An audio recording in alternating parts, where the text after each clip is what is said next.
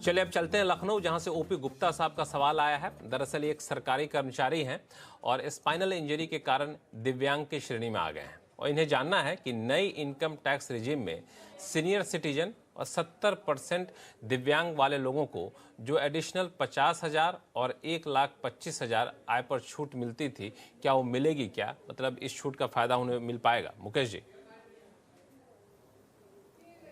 लक्ष्मण जी, एक तो 80 टीटीबी में सीनियर सिटीजन को जो पुरानी स्कीम है उसमें 50,000 रुपया उसका जो बैंक इंटरेस्ट होता है उसका उनको एग्जम्पशन मिलता है।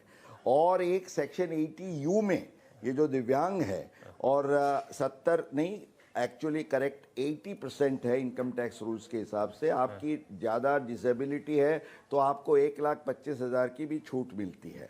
अब ये दोनों जो छूट है वो पुरानी स्कीम से लिंक्ड है। नई स्कीम में इसका फ़ायदा सीनियर सिटीजन्स को नहीं मिलेगा, ये ख्याल में रखना है।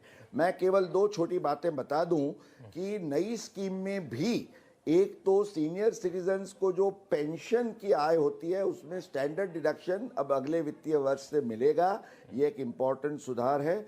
और दूसरी बात यह है कि अगर कोई सर्विस में है और ऐसे दिव्यांग को ट्रांसपोर्ट अलाउंस मिल रहा है तो उसका जो एग्जम्पशन है वो भी नई स्कीम में 3,200 रुपीज़ पर मंथ, माना सालाना 38,400 रुपया उनको मिलेगा।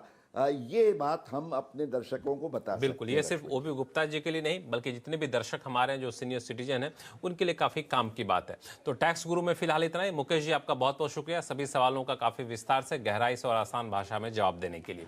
अगर आपके पास कोई भी सवाल हो, चाहे इनकम टैक्स से जुड़ा हुआ हो या फिर GST से जुड़ा हुआ हो, आप हमें लिख भेजिए tax@moneycontrol.com पर। जी हाँ, tax@moneycontrol.com पर अपना सवाल भेजिए और अपने सवाल के साथ अपना नाम और मोबाइल नंबर लिखना ना भूलें। देखते रहिए CNBC आवाज़। नमस्कार।